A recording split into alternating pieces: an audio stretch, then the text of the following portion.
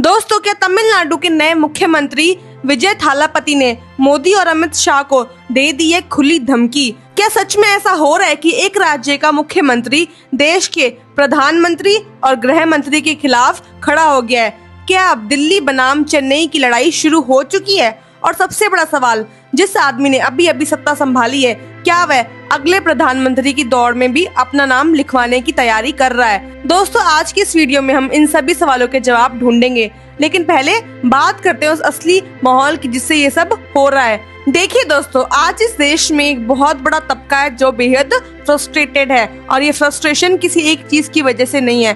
बात है रोजगार की। देश में हर साल करोड़ों युवा ग्रेजुएट होते हैं, लेकिन उनके हाथ में डिग्री के अलावा कुछ नहीं होता। इंजीनियरिंग करके ऑटो चलाना, MBA करके दुकान संभालना, ये कोई मजाक नहीं है। ये लाखों करोड़ों युवाओं की सच्चाई है। बात है सिविक सेंस की। हमारे शहरों में सड़कें टूटी हैं, नालियां बजबजाती हैं, अस्पतालों में डॉक्टर्स नहीं है, स्कूल्स में कुर्सियां नहीं है। वोट मांगते वक्त तो नेता आते हैं, जीतने के बाद गायब हो जाते हैं। और बात है उस डिवाइड की जो धर्म के नाम पर है, जाति के नाम पर है, भाषा के नाम पर लोगों के बीच जानबूझकर खड़ी की जाती है ताकि असली मुद्दों से ध्यान हटाया जा सके। ये फ्रस्ट्रेशन सोशल मीडिया पर साफ दिखती है। आए दिन कोई न कोई नया मुद्दा वायरल होता है, लोग गुस्सा दिखाते हैं, कुछ घंटे ट्रेंड करता है और फिर सब कुछ भूल जाते हैं, लेकिन गुस्सा कम नहीं होता। इसी माहौल में एक और चीज वायरल हुई है। गो करोच जनता पार्टी नाम के एक इंस्टाग्राम पेज जो ओरिजिनली एक मजाक की तरह शुरू हुआ था, लेकिन उस पेज ने जब जनता की असली प्रॉब्लम्स का एक काल्पनिक मैनिफेस्टो जारी किया, रोजगार दो, इन्फ्लेशन कंट्रोल करो, भ्रष्टाचार खत्म करो, मुफ्त शिक्षा दो, तो मिलियंस लोगों ने उसे फॉलो कर लिया। क्यों? क्योंकि एक मजाकिया पेज की बातें उन्हें रियल लगी। यही बात सोचने पर मजबूर करती है कि आज देश की जनता इतनी ज्यादा डेस्परेट है कि एक सटायर पेज का मैनिफेस्टो से सच्ची उम्मीद लगने लगा है। ये फ्रस्ट्रेशन का थर्मामीटर है दोस्तों, और ये थर्मामीटर बता रहा है कि बुखार बहुत तेज है। और इसी माहौल में जब तमिलनाडु में विजय थालापति मुख्यमंत्री बनते तो पूरे देश के युवाओं ने उन्हें नोटिस किया, क्योंकि ये कोई साधारण बात नहीं थी। रजनीकांत ने राजनीति में आने की कोशिश की, लेकिन सेहत के कारण पीछे हट गए। कमल हसन ने पार्टी बनाई, लेकिन बड़ा असर नहीं छोड़ पाए। बाकी जो बॉलीवुड या साउथ के कई एक्टर्स राजनीति में गए, वो या तो कोई बड़ी पार्टियों के MLA बनकर रह गए, लेकिन विजय थालापति इस आदमी ने 2024 में अपनी पार्टी TVK बनाई, यानी तमिलगा वेट्री कजगम बनाई। किसी से कोई गठबंधन नहीं किया, न BJP से, न DMK से, न AIADMK से। अकेले मैदान में उतरे और 2026 में चुनाव में ऐसी जीत हासिल की जिसने पूरे देश को चौंका दिया। दोस्तों, तमिलनाडु में 1967 से, यानी पिछले करीब 60 सालों से या तो DMK की सरकार रही है या फिर AIADMK की। इन दोनों के बीच की लड़ाई में किसी तीसरे को जगह नहीं मिली, लेकिन विजय ने वो कर दिखाया जो नामुमकिन माना जाता था। अब बात करते हैं उस असली सवाल की, विजय थालापति और BJP या मोदी और शाह के बीच आखिर झगड़ा क्या है? दोनों की आइडियोलॉजी में क्या फर्क है और यह फर्क इतना बड़ा क्यों है? देखिए दोस्तों, BJP और केंद्र सरकार की पॉलिटिक्स में धर्म एक बहुत स्ट्रॉन्ग पिलर है। राम मंदिर, हिंदुत्व, एक समान नागरिक संहिता, ये वो मुद्दे हैं जिन पर BJP कोई कॉम्प्रोमाइज नहीं करती, और यही उनकी पहचान भी है। उत्तर भारत में ये आइडेंटिटी पॉलिटिक्स में बहुत काम करती है, लेकिन तमिलनाडु एक अलग राज्य है। वहाँ की पॉलिटिकल हिस्ट्री में पेरियार और अन्नादुरै जैसे समाज सुधारकों की बड़ी भूमिका रही है, जिन्होंने जातीय धर्म की राजनीति के खिलाफ लड़ाई लड़ी है।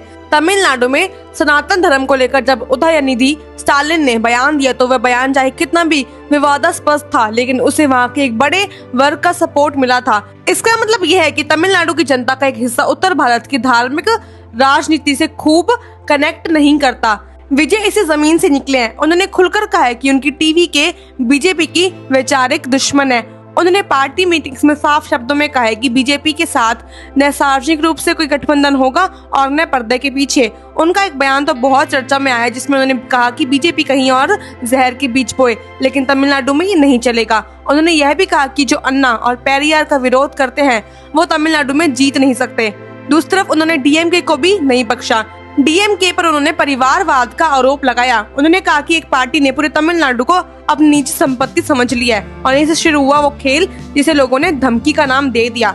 लेकिन दोस्तों, जरा सोचिए, क्या ये सच में धमकी है राजनीति में विरोधी पार्टी पर हमला बोलना, उनकी आइडियोलॉजी को चैलेंज करना, ये तो हर नेता करता है। अमित शाह खुद हर चुनाव में ऑपोजिशन पर जमकर हमला बोलते हैं। राहुल गांधी बीजेपी को तानाशाही बोलते हैं। क्षेत्रीय नेता केंद्र सरकार की नीतियों की आलोचना करते हैं। तो ये कोई नई बात नहीं है। फर्क बस इतना है कि विजय थालापति ने ये काम एक ऐसे राज्य से किया है जो पहले से ही केंद्र सरकार के साथ में कई मुद्दों पर टकराव में रहा है, चाहे वो टैक्स रीडिस्ट्रीब्यूशन का मामला हो, हिंदी इम्पोजिशन का मुद्दा हो या नीट परीक्षा का विवाद हो।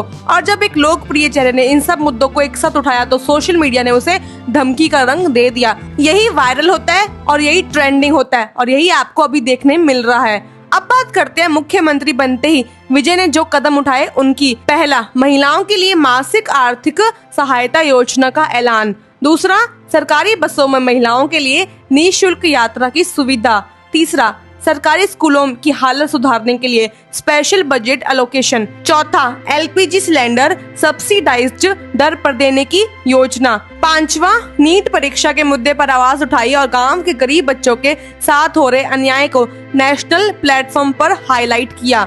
छठा, भ्रष्टाचार विरोधी अभियान शुरू किया। अधिकारियों को साफ चेतावनी दी है कि लापरवाही बर्दाश्त नहीं होगी और कई विभागों में डिजिटल मॉनिटरिंग शुरू की जाएगी। सातवां, तमिलनाडु की फाइनेंशियल ट्रांसपेरेंसी पर जोर दिया और कहा कि पिछली सरकारों के कर्ज का हिसाब जनता के सामने रखा जाएगा। आठवां, किसानों के मुद्दे पर केंद्र से टकराने की तैयारी, खासकर परांदूर एयरपोर्ट प्रोजेक्ट जिसका किसान विरोध कर रहे हैं, उस पर उन्होंने किसानों का साथ दिया है। अब इसी सब के बीच एक और सवाल उठ रहा है और वो सवाल बहुत इंटरेस्टिंग है। क्या विजय थालापति अगले प्रधानमंत्री की दौड़ में है? क्या देश का एक बड़ा तबका उन्हें इस लेवल पर देख रहा है? दोस्तों, सच ये है कि अभी विजय खुद ऐसा कोई दावा नहीं कर रहे हैं। उनका पूरा फोकस फिलहाल तमिलनाडु पर है, लेकिन सोशल मीडिया पर जिस तरह से उनके बारे में बातें हो रही हैं, जिस तरह उत्तर भारत के युवा भी उन्हें फॉलो कर रहे हैं और कह रहे हैं कि यार ऐसे नेता की जरूरत पूरे देश को है, ये एक सेंटिमेंट है जो ऑर्गेनिक तरीके से फैल रहा है। इसकी वजह समझने वाली है। पहली, विजय ने किसी पुरानी पार्टी की छत्रछाया में जाने से इनकार किया। उन्होंने अपनी जमीन खुद बनाई। ये उन लोगों को बहुत अपील करता है जो पुरानी राजनीति से थक चुके हैं। दूसरी, उन्होंने धर्म की राजनीति को रिजेक्ट किया है, जो लंबे समय से ये चाहते थे कि कोई बड़ा नेता काम की बात करे, न कि मंदिर मस्जिद की। उन्हें विजय में उम्मीद दिखी है। तीसरा, उनका जो फैन बेस है वो कोई आर्टिफिशियल नहीं है। 30 साल का फिल्म करियर में जो उन्होंने लाखों लोगों का प्यार कमाया है वो पॉलिटिकल कैपिटल बन गया है। और चौथी, प्रशांत किशोर जैसे स्ट्रेटेजिक एक्सपर्ट्स का साथ मिला है जिन्होंने बिहार जैसे राज्य में बड़े बड़े चुनावी उलटफेर करवाए हैं। लेकिन दोस्तों, अब थोड़ी कड़वी सच्चाई भी सुनिए। राजनीति उतनी साफ नहीं होती जितनी भाषणों में लगती है। जो नेता आज जनता की आवाज बनकर आता है, कल सत्ता की कुर्सी पर बैठकर उसी सिस्टम का हिस्सा बन जाता है। ये देश में कितनी बार देखा है हमने। अन्ना हजारे के आंदोलन से निकली आम आदमी पार्टी को याद कीजिए। शुरुआत में वो भी बिल्कुल नई, साफ और नेस्ट पॉलिटिक्स का वादा लेकर आई थी। आज वो भी वही करती है जो बाकी पार्टीज करती हैं। तो विजय के बारे में अभी से कोई भी फाइनल जजमेंट देना सही नहीं होगा। वो भी शुरुआत में है। उन्होंने कुछ अच्छे कदम जरूर उठाए हैं, लेकिन राजनीति की असली परीक्षा उस वक्त होती है जब मुश्किल डिसीजंस लेने होते हैं, जब पावरफुल लोग दबाव बनाते हैं, जब जीत के बाद आरामदेह कुर्सी खींचने लगती है। और एक जरूरी बात, जो धमकी वाला नैरेटिव वायरल हो रहा है उसके बारे में भी क्लियर रहना जरूरी है। विजय ने मोदी और अमित शाह को कोई पर्सनली धमकी नहीं दी है। उन्होंने बीजेपी की आइडियोलॉजी को रिजेक्ट किया है, उनकी नीतियों की आलोचना की है, जो एक विपक्षी नेता का काम है, एक मुख्यमंत्री का अधिकार है। जब मोदी सरकार ने तमिलनाडु को कांग्रेचुलेट किया तो वो फॉर्मल था। पॉलिटिक्स में ये होता है, अंदर से कंपटीशन तो हमेशा चलता रहता है। बीजेपी अब तमिलनाडु में किस तरह अपना पैर जमाना चाहती है और विजय की जीत ने उनकी राह और मुश्किल कर दी है। तो टेंशन रियल है, लेकिन इसे खुली दुश्मनी या धमकी कहना, ये मीडिया और सोशल मीडिया का बनाया हुआ फ्रेम है जो व्यूज लाता है, रिएक्शंस बनाता है और आपको एंगेज रखता है। जो काम ये वीडियो अभी आपके साथ कर रहा है, और यही तो असली खेल है दोस्तों। पॉलिटिक्स में कोई परमानेंट दोस्त नहीं होता और कोई परमानेंट दुश्मन नहीं होता।